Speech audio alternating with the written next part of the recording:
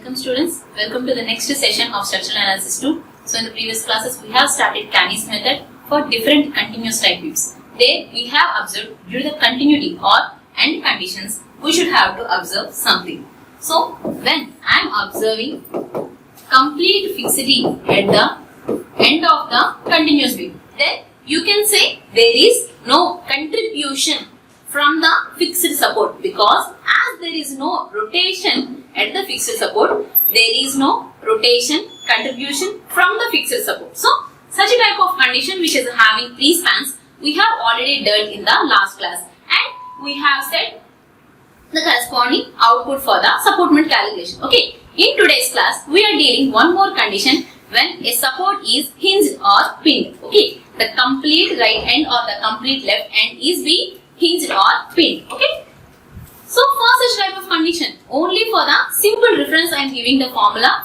Firstly, for calculating the rotation contribution at the near end. Okay, for calculating rotation contribution at the near end, what is the formula we should have to use? When I am considering at A towards B. Okay, so rotation contribution at A towards B, which means M dash AB. Okay, so that is M dash AB, and it should be multiplied with the rotation contribution factor RF with UAB, and this should be multiplied with sum of fixed end moments at A, summation of the fixed end moments at joint A, plus sum of rotation contributions at far end towards A.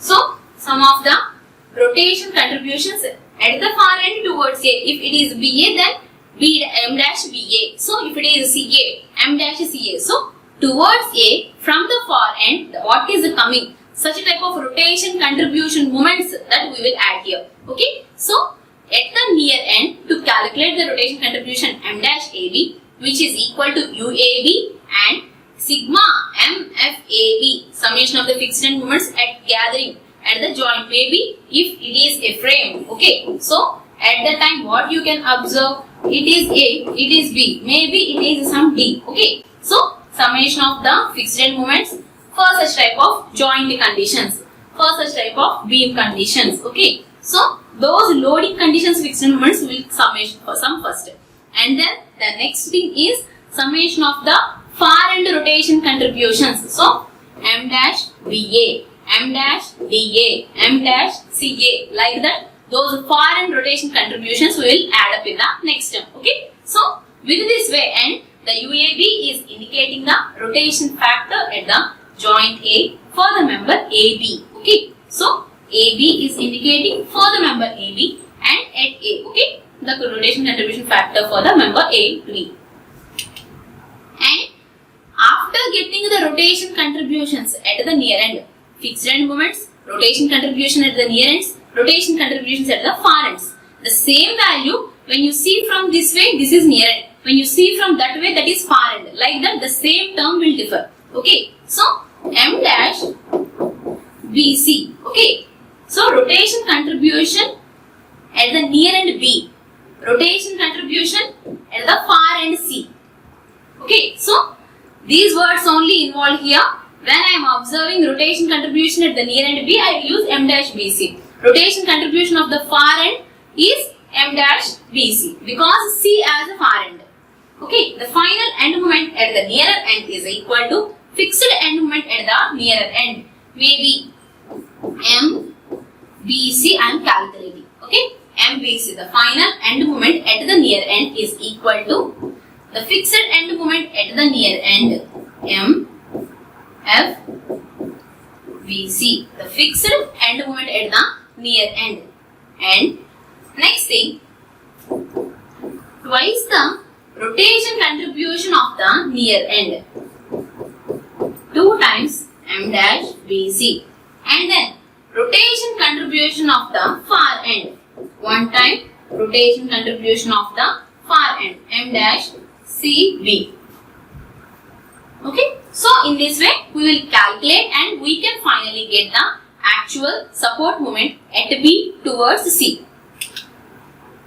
Right, when you observe MAB, this is MFAB plus 2 M dash AB plus M dash BA. That is for MBA, MBA is equal to MFBA plus M dash AB plus 2 times M dash BA. Okay, so for the member AB, when we refer MAB at A, the A is the nearer end, B is the farther end. Similarly, when we refer the moment BA, D is the nearer end and A is the farther end. If, see these 2 points, if the end of the beam is fixed, the rotation at the end is being 0 and also the rotation contribution at the end is also 0. Okay, so if the end is being fixed, so rotation 0, rotation contribution is 0. If end of the member is hinged, the complete end of the member, if it is hinged, even though intermediate hinges were there, those we will not consider if the complete end of the beam. Okay, if an end of the beam is hinged or pinned, it will be convenient to consider an end as a fixed end to take the relative stiffness as 3 by 4th of I by L. 3/4 of I by L. Here, this I by L is 0 because of the fixed. Intermediates only will give the contribution. When it is hinged, 3/4 of I by L. When it is a fixed, that is rotation contribution is equal to 0. Okay. So, I am observing a problem when it is having a hinged end. Okay. Find the support moments A, B, C and D for the continuous beam as shown in the figure. So, I am observing a continuous beam. See here, A is fixed and up to B there is a 4 meter length and having a moment of inertia I, and it is carrying a UDL of 60 kN per meter. And then the next span BC, and it is having a point load of 80 kN at the center of BC, which is 2 meters and 2 meters and with a moment of inertia I. And then it was continued to CD, and the CD is hinged end, D is hinged end. Okay, so even though the intermediate hinges of the same arrows were there, those will not consider as the hinges. When the beam's complete end is hinged, that is the representation for me. Okay, and for this CD, there is an eccentric point load with 1 meter from C and at a distance of 2 meters from D, and the unit load value is 45 kN and the moment of inertia is 1.5 I. Okay, so in this way they have given the loading condition, they have given the moment of inertia and also the complete span length.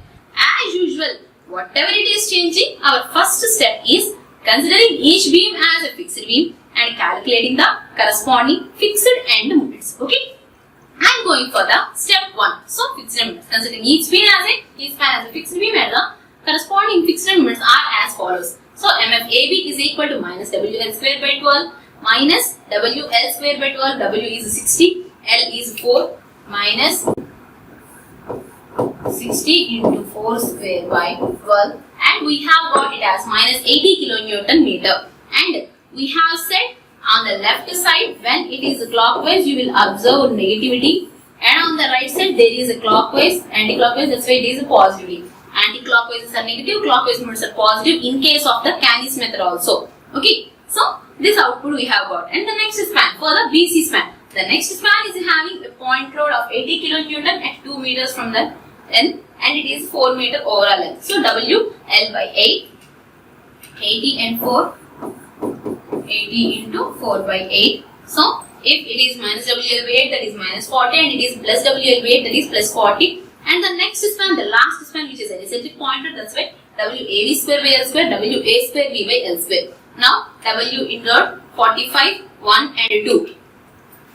45, 1, 2 square by 3 square. 45, 1 square, 2 divided by 3 square. Okay, in this way the fixed end moments were calculated.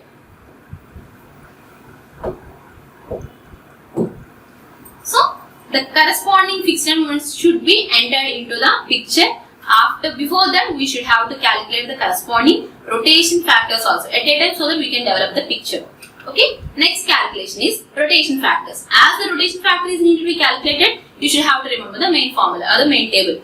Joint, the corresponding members coming out, and the corresponding members' relative stiffness, and the total relative stiffness at the joint, and finally the rotation factor. Okay. Joint. Firstly, remember B and C are joints because B is having a continuity of 2, C is having continuity of 2. D is simply an end, A is simply an end. It is not a joint. That's why B is a joint, C is a joint, and B is having BA and BC. C is having CB and CD. So BA, BC, CB, CD. And then relative stiffness. When the farther end is fixed or it is the intermediate support, then it is moment of inertia by length of the span.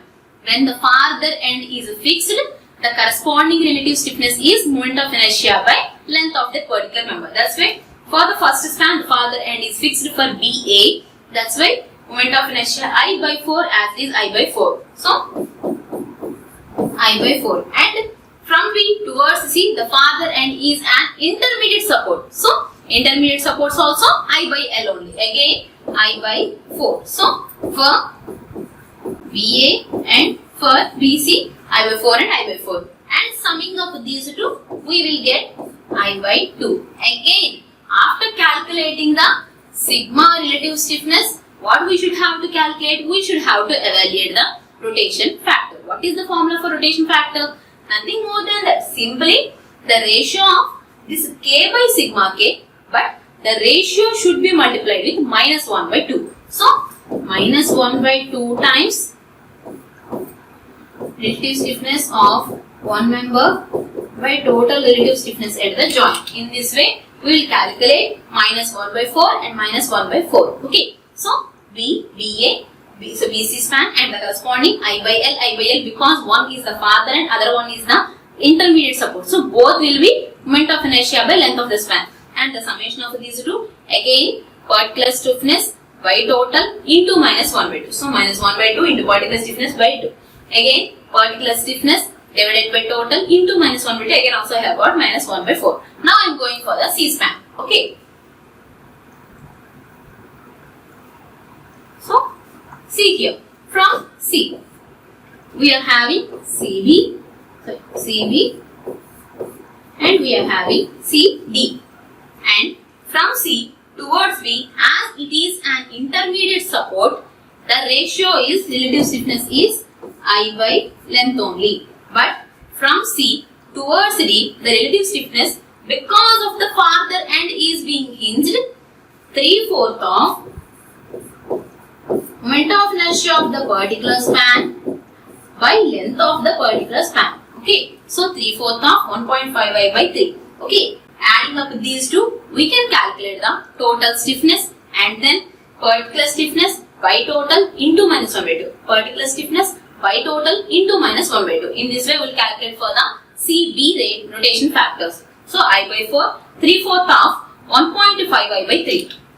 So, I by 4, 3/4 of 1.5I by 3. So, using these two outputs, I have got 5I by 8. Again, 2I by 8 by 5I by 8. Again, we will get and into minus 1 by 2 multiplication. As it is 3I by 8, 5I by 8 into multiplication of minus 1 by 2. Okay. In this way, the rotation factors were calculated. Okay. So, once fixed end moment calculation, rotation factor calculation was over, the next step is calculation of sum of the fixed end moments, because in our picture, fixed end moments will be on the top line, these two rotation factors will be on the sides, and in the center small box, we will write the fixed end moments. Okay. So, the sum of fixed end moments is calculated at the joints. Okay. So, firstly, at joint B, the farther end is fixed, it is joint B, and also the farther end is intermediate because it is continuous. So, this condition has happened. That's why sum of the fixed end moment at B is equal to MFBA plus MFBC. So, as it is the summation of these two, because one is farther end fixed, other farther end is intermediate support. That's why even though it is hinged, it is intermediate support. Okay. So, that's why MFB is equal to MFBA plus MFBC. Sum of the fixed moments at the joint B is equal to fixed moment at B towards A, fixed moment at B towards C. And as it is keeping the values what we have got for the positive and negative signs in the fixed moment calculation itself, plus 80 and minus 40, that is equal to plus 40 kilonewton meter. Okay, for B it was over. Now I am going for the joint C condition. So for C, what is happening? When you observe C, this is B and B is some continuity is there. But at D, farther end is hinged. So when the farther ends are fixed or intermediate or continuous type supports, no problem, we can directly add up the fixed moments. But for C, one end is continuous, so no problem, we can as it is keep that. But for the D span, that is hinged. So these corrections end moments, correction moment needed to be done. Okay. Now correcting the end capital D with a correction moment of, initially it is having a moment of minus 20 at C towards B.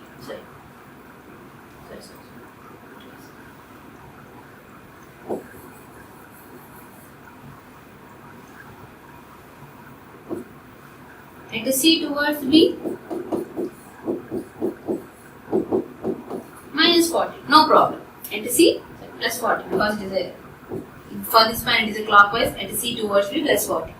And at C towards D, M, F, C, D, we have given M, F, C, D, we have given it a value as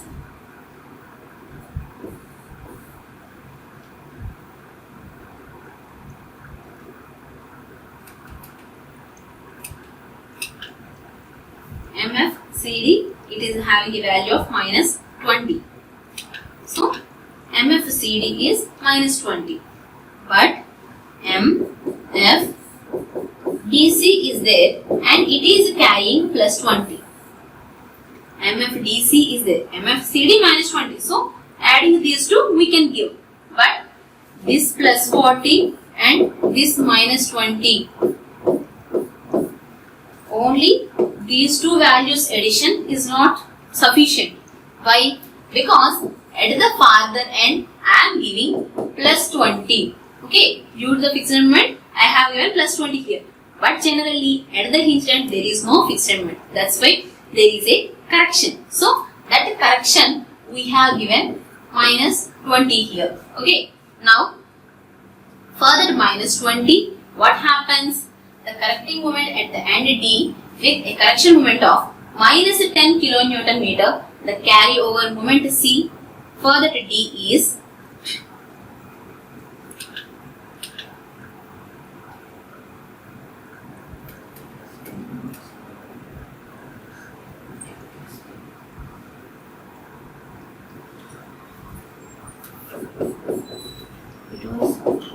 plus 10 kilonewton.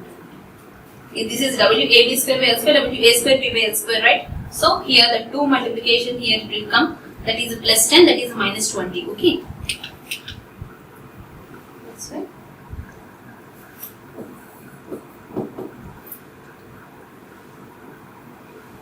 So still I have given plus 10 to this. This way I have given minus 20, this way I have given plus 10.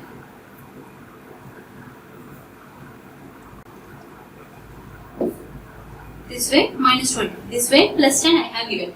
And in these two values, this one I am accepting, but the right one, the hinged end is having plus 10 kilonewton meter moment, but that is not possible. That's why a correction moment is happening here with the minus 10 kilonewton meter application. As a minus 10 kilonewton meter application is happening there, half of this value which is minus 5 as it is. Okay, so the correcting moment at the D with a correcting moment of minus 10 kilonewton meter, the carryover moment at C for the CD is given by minus 5. Okay, so now at C I am observing MF CD, hence the fixed moment at C for the CD span is minus 20 plus minus 5. Okay, simply minus 20 and as it is minus 5. Why this minus 20 and minus 5 came for us? Because this 5 came from the correction moment of the hinged end. Otherwise, we will simply add these two. How we have added these two? From the left, from the right, like that we have added. Because A is fixed, C is intermediate, so we can add.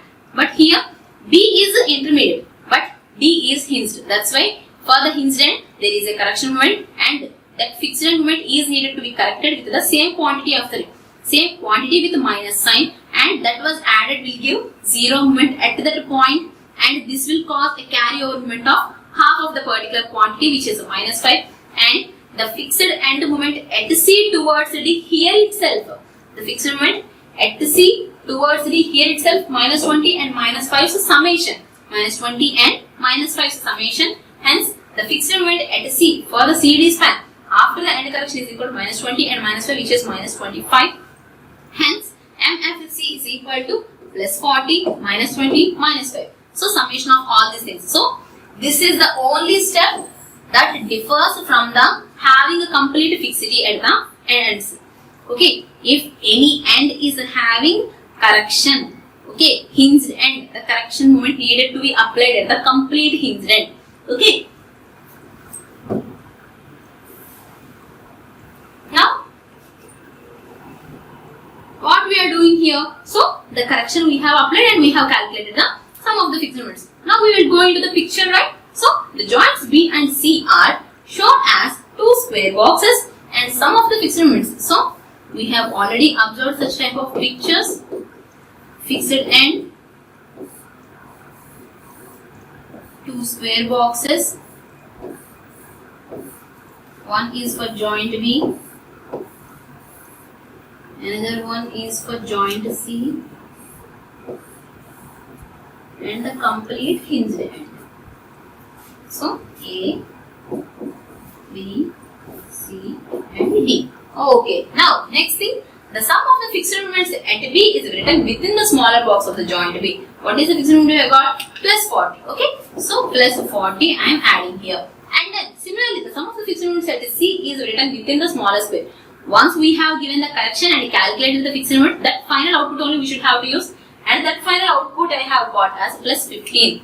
So, this plus 15 only we should have to write. And also, the rotation contribution factors needed to be written on the left and right sides.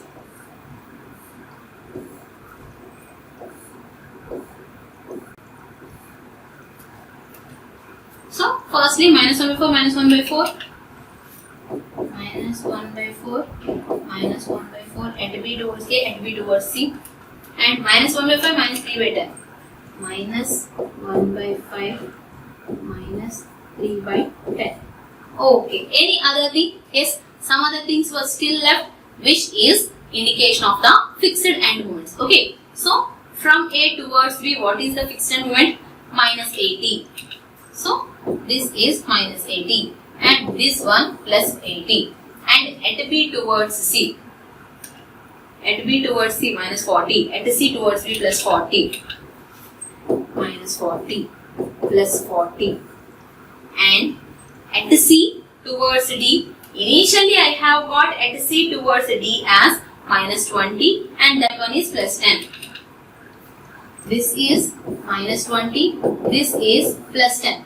Here itself I have done the correction and I have indicated minus 10, and I have got the output as 0 and it has given me minus 5, and the final output is minus 25. So, the summation of 40 and minus 25 plus 15 I have written here. So, in this way, the fixed end moments, the sum of the fixed end moments, rotation factors, all the things I have written at a time. Now, we will go for the calculation of the near end contributions. So, when you observe the whole picture, after the contribution this may appear like this. Okay, please don't mind. Don't think these values now. Only up to this level only we will get the values in the first step. Right. So, this part only we have completed initially, and minus 80 plus 80 and plus 40 for this 80 and 40 and rotation contribution factors, and then 40 and minus 25 plus 15, minus 25 and minus 3 by 10, and the correction moment has given me 0. So, in this way, we will indicate A, B, C, D joints, and firstly, what we should have to do? Go by cycle, one by one we should have to calculate the rotation contribution factors. Firstly, I am taking joint B for calculating the near end contributions. Okay.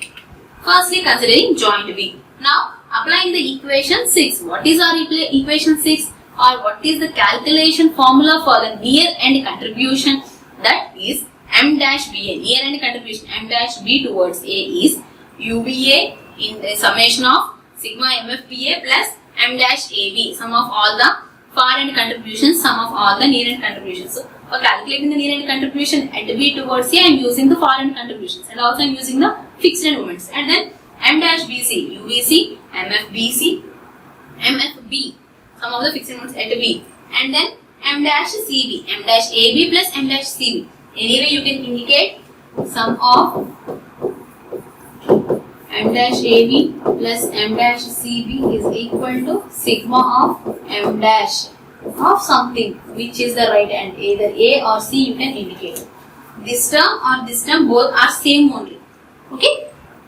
Now I need to substitute one by one. Firstly, sum of the fixed moments at the joint B. Sum of the fixed moments at the joint B, I have what? Plus 40. Okay, I am writing the plus 40. And then writing the rotation contributions at the far ends. Rotation contribution at the far end. Rotation contribution at the far end. Because I am at B. So, rotation contribution at the far end. Okay, so rotation contribution at the far end A towards B. M dash A towards B. So, as this A towards B is a fixed end, so in the first step itself or in any step from the fixed end, there is no rotation contribution. That's why that will be equal to 0. Okay, at the far end